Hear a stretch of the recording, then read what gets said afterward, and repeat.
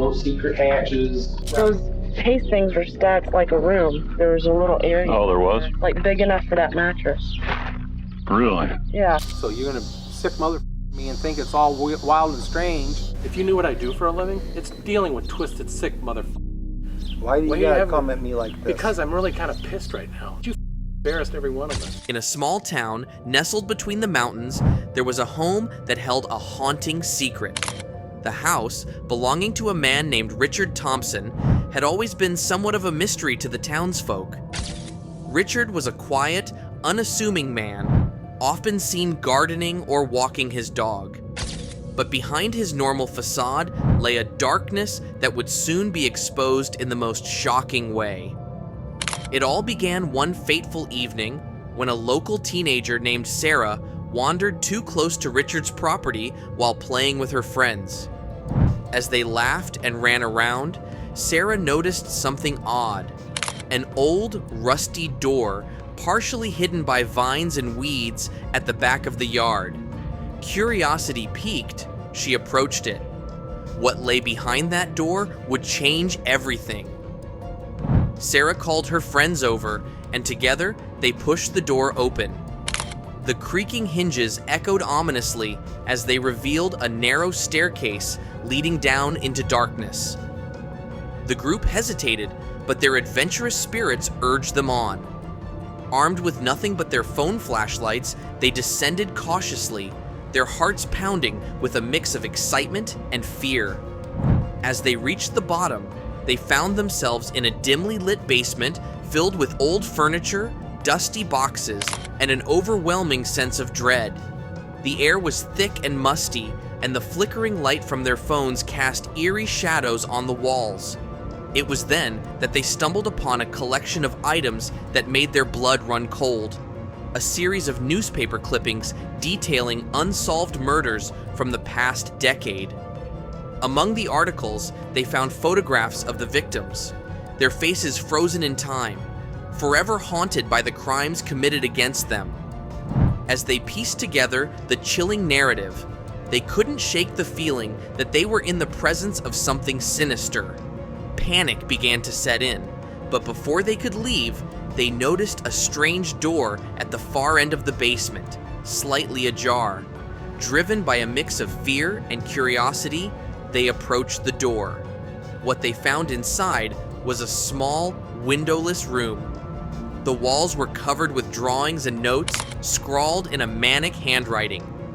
It became clear that this was Richard's private lair, a dark place where he had documented his twisted thoughts and plans. Suddenly, the sound of footsteps echoed above them. They froze, fear gripping them as they realized they might not be alone. With adrenaline pumping, they quietly retreated, barely making a sound.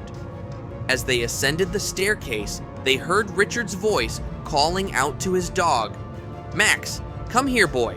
With hearts racing, the group bolted out of the house, slamming the door behind them. They ran to the safety of the street, gasping for breath and trying to comprehend what they had just discovered. They knew they had to tell someone about the hidden room and its horrifying contents. After gathering their thoughts, Sarah and her friends rushed to the local police station. They explained everything they had seen, the articles, the drawings, and the overwhelming sense of danger they felt in Richard's basement. The officers listened intently, and it wasn't long before they decided to investigate. The police arrived at Richard's house, their presence casting a shadow of tension over the quiet neighborhood. They knocked on the door, and Richard answered with a smile that didn't quite reach his eyes. "Can I help you?" he asked, feigning innocence. "We need to take a look inside," one of the officers replied, his tone leaving no room for argument. Reluctantly, Richard led them into the house. The officers' hearts raced as they followed him down to the basement, unsure of what they would find. Once they entered the dimly lit room, the officers' expressions shifted from curiosity to horror. The walls adorned with drawings, the newspaper clippings scattered about, and the eerie atmosphere told a story of its own. It was clear they had stumbled upon something monstrous. Richard, sensing the change in mood, grew anxious. "What's the meaning of this?" he asked, his voice shaking slightly. The lead officer stepped forward, holding up a newspaper clipping.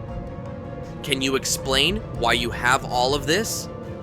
As the officers began to collect evidence, Richard's facade crumbled. He was arrested on the spot, and the townspeople learned of the terrifying truth hidden behind the ordinary man's door. Investigators uncovered a chilling pattern of disappearances linked to Richard, leading back years. Each missing person was connected to the drawings found in the basement, revealing a twisted obsession. The small town was rocked to its core. Neighbors who once waved to Richard as he tended to his garden now questioned everything they thought they knew about him. Candlelight vigils were held for the victims, and the community banded together, mourning the lives lost to a monster living among them. As the investigation continued, more horrifying details emerged. Richard had been carefully planning his crimes, using the basement as a staging ground for his sinister intentions. The drawings depicted not only his victims, but also the methods he used to lure them in, techniques that revealed a disturbingly calculated mind. Local news outlets covered the story extensively, capturing the town's disbelief and anger. "How could this happen in our community?" residents asked. The sheriff held a press conference, assuring the public that justice would be served and that they would not rest until all the details were uncovered. As the trial approached, Sarah and her friends bravely decided to testify. They knew their courage could help bring closure to the victims' families. On the stand, they recounted the harrowing discovery of the hidden door and the chilling secrets they had unearthed. During the trial, the courtroom was filled with tension as the evidence was presented. The drawings and newspaper clippings became the focal point of the prosecution's case, painting a clear picture of Richard's depravity. Witness after witness shared their stories, revealing how Richard had lured them into his web of lies and deceit. The jury listened intently, and as the evidence mounted, it became evident that Richard was not just a quiet neighbor. He was a calculating predator. After several weeks of testimony, the jury deliberated and returned with a verdict: guilty on all counts. As Richard was led away in handcuffs, the community breathed a collective sigh of relief. The secret door that had revealed the killer's darkest secrets became a symbol of hope, a reminder that even in the darkest of times, the truth will come to light. In the aftermath, the town began to heal. Memorials were established to honor the victims, and community safety programs were launched to educate residents about awareness and prevention. The town rallied around those affected, offering support and compassion to the families who had lost so much. Sarah and her friends became local heroes, their bravery sparking conversations about the importance of vigilance in the community.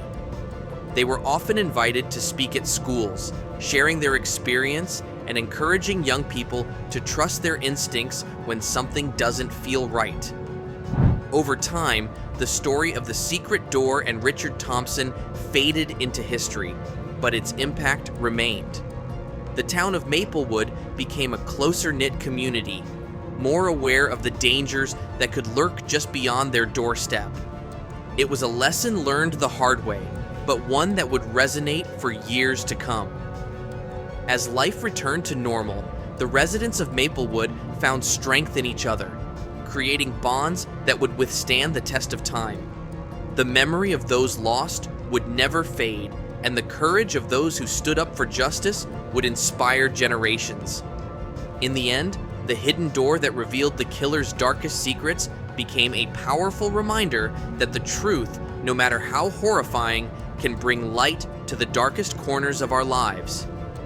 It taught the community that awareness and action are essential in preventing such tragedies from happening again. The town moved forward, forever changed, but united in their commitment to protect one another. They learned that even in the face of evil, love and resilience can shine through, illuminating the path toward healing and hope.